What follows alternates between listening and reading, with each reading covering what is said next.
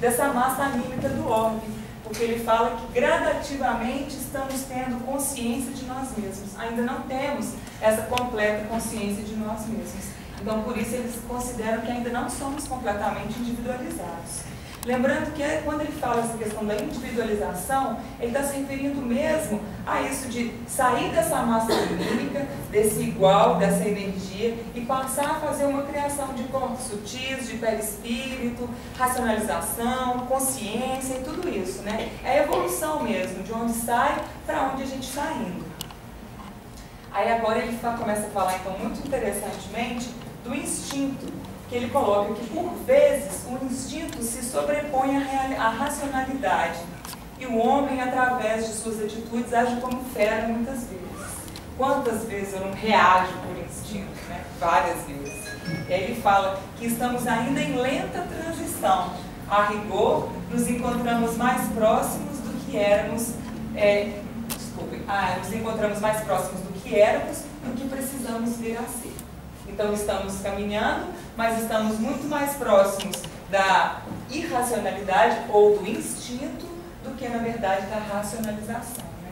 Mas estamos no caminho, estamos caminhando. Aí ele começa a falar, então, ele começa a fazer esse paralelo que eu também achei bem interessante. Esse capítulo, na verdade, é muito rico, gente. Quem não leu, vale a pena ler. Ele fala que as paixões e os sentimentos se conflituam entre nós. Aqui, ele coloca, então, a questão duas questões do Livro dos Espíritos. Ele vai citando várias partes do Livro dos Espíritos, vai explicando, então, essas questões que ele coloca. Mas aqui, então, ele começa a fazer uma diferenciação entre paixão e sentimento. Ele começa falando, então, na pergunta 907, que é a seguinte: desde que o princípio das paixões é natural, é mal em si mesmo? Paixão, né, madame? Não, a paixão está no excesso provocado pela vontade, pois o princípio foi dado ao homem para o bem, e as paixões podem conduzi-lo a grandes coisas. O abuso a que ela se entrega é que causa o mal. Lembrando então da força da paixão, né? A força que impulsiona realmente. E aí, sabendo usar, ela vai te levar para caminhos super bacanas. E aí ele continua com a 908, que é como definir o limite em que as paixões deixam de ser boas ou más. Isso é bom também para a gente olhar, né? E ele fala que as paixões são como um cavalo, que é útil quando governado e perigoso quando governa. Reconhecei, pois, que uma paixão se torna perniciosa no momento em que as deixais de governar e quando resultam de um prejuízo qualquer para vós ou para outro. Então eu penso que está muito claro nessa questão. A paixão tem uma força monstruosa, né? Uma força gigantesca, que ela pode te levar tanto para lugares muito bacanas, como também pode te derrubar. Depende se você a governa ou se ela te governa. Então é interessante, eu achei bem legal olhar para isso, tanto para a força da paixão, quanto para onde ela pode levar. E aí então ele coloca que as paixões de essência são oriundas do instinto, os sentimentos da racionalidade. Olha que bacana. E ele vai continuando falando sobre essa questão de instinto e racionalidade, vai levando para um caminho bem interessante, na minha opinião. Ele vai continuando fazendo tudo isso, esse paralelo, e ele começa a falar então que o drama da evolução consiste em transformar paixões em sentimentos.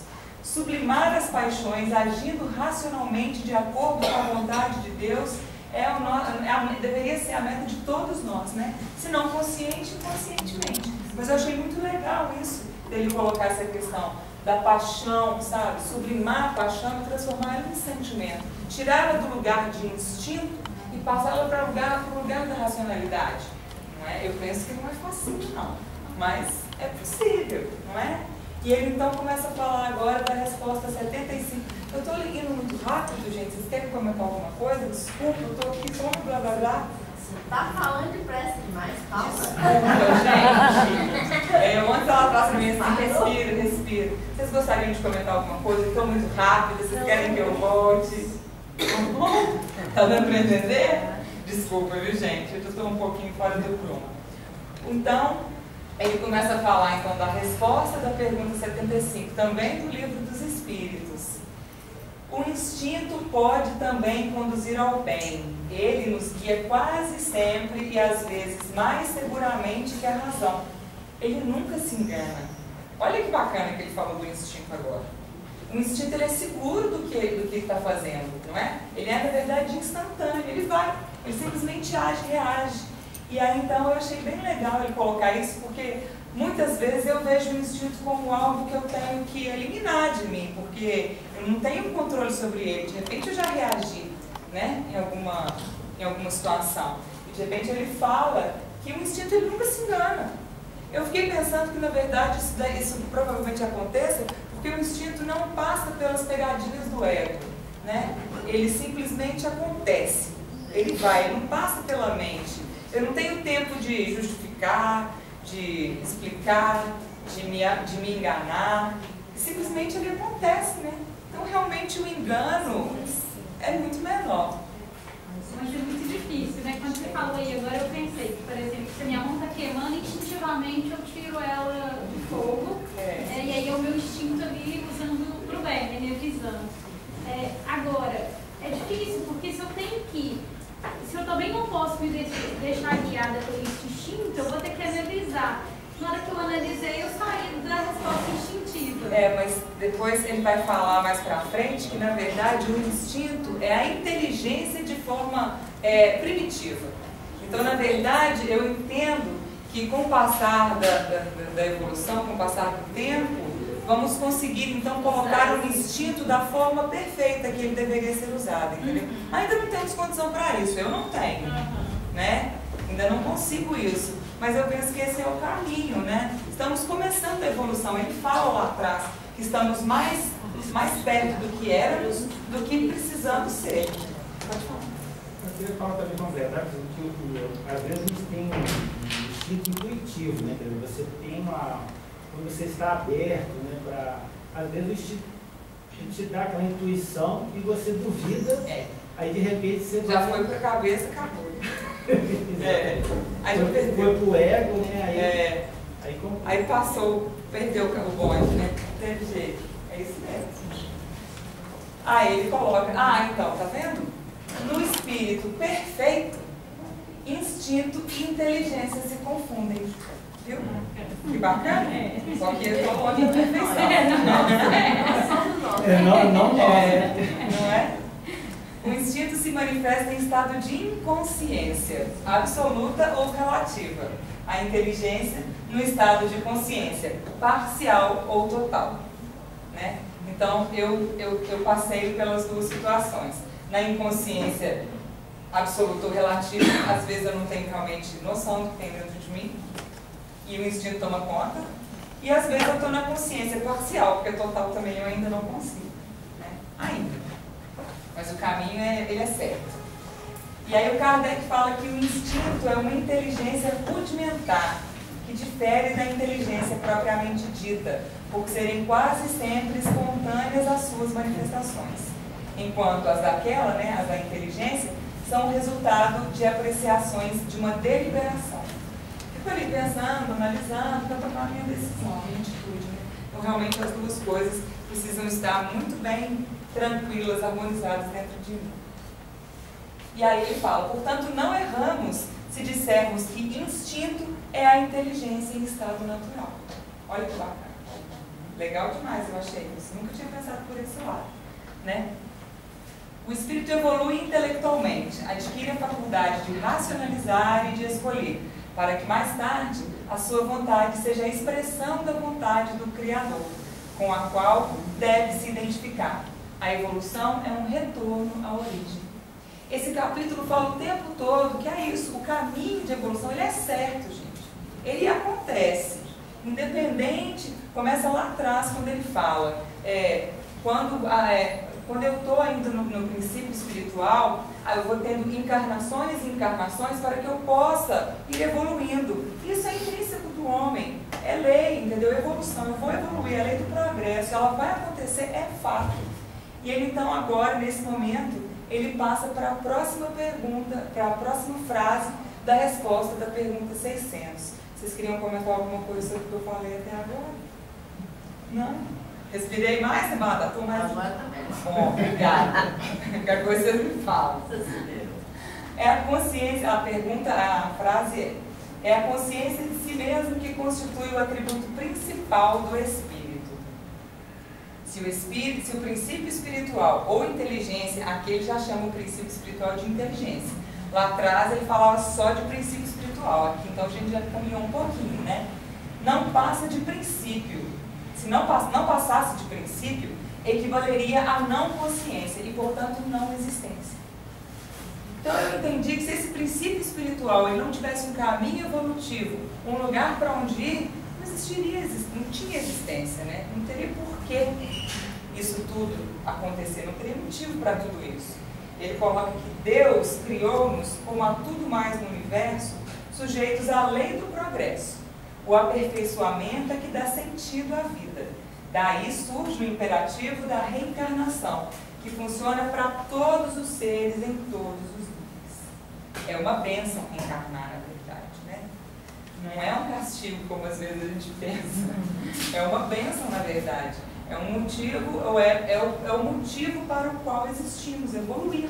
E a reencarnação nos traz isso. Eu fui lá no estudo da Lena sobre leis espirituais e peguei então nesse momento o conceito de crescimento que ela coloca, que é da palestra 89.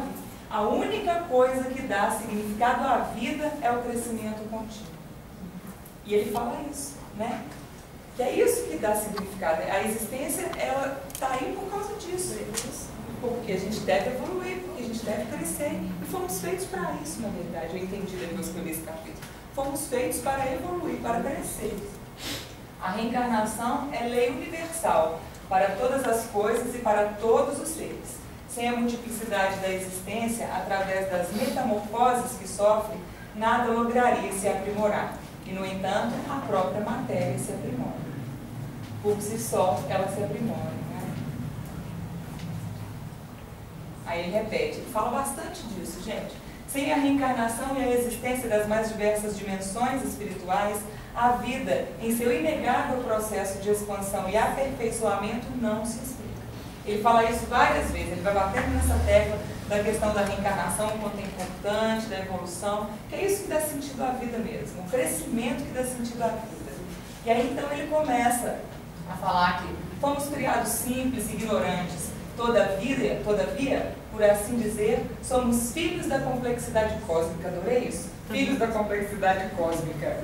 Trazemos conosco os gêmeos do Criador. Olha que bacana. E aí ele é bem realista agora, eu achei que até realista otimista, mas eu achei bom também. O espírito criado, que nunca é verdade, terá todos os atributos do Criador, chegará, no entanto, ao aperfeiçoar-se, a possuir alguns deles. Então, que bom, né? Vamos melhorar bastante, porque o Criador será único, o Criador é eterno, a criatura é imortal. Eu achei bem legal também isso que ele colocou. Essa diferença do Criador é eterno e a criatura é imortal. No primeiro momento que eu li, eu falei, mas e aí? Qual que é a diferença, né? O Criador é eterno e a criatura é imortal. E aí eu fui lá buscar. Então está falando que eterno é algo que é fora do tempo, sem início e sem fim, que tem começo, mas não tem fim. Eu entendo que quando ele coloca sem início e sem fim, é algo que não consigo mensurar a proporção e a dimensão, né?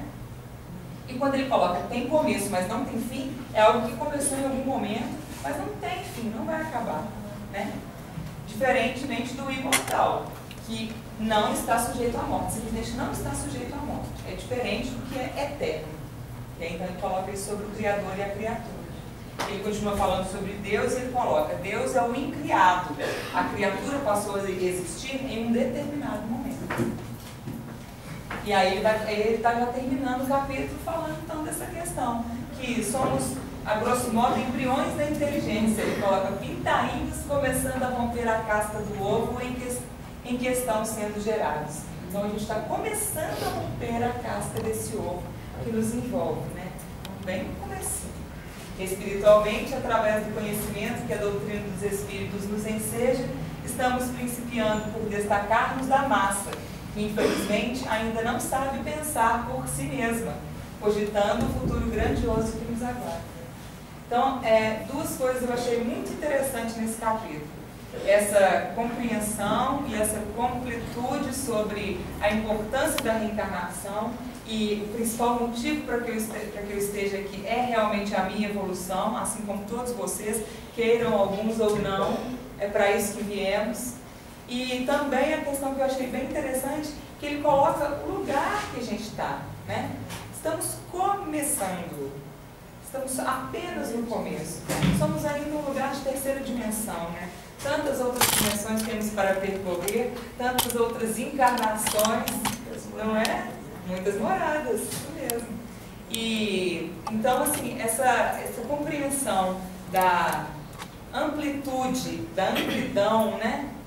E também da minha pequenez e da importância da minha evolução, porque é claro que eu tenho escolha, né? Eu posso escolher ajudar a minha evolução, eu posso empacar e deixar ela acontecer sozinha, né? Aí vai da escolha de cada um, que ela vai acontecer é fato. Ele deixou bem claro isso no capítulo. E então é isso. Eu fiquei feliz de ler esse capítulo, falar dessas coisas.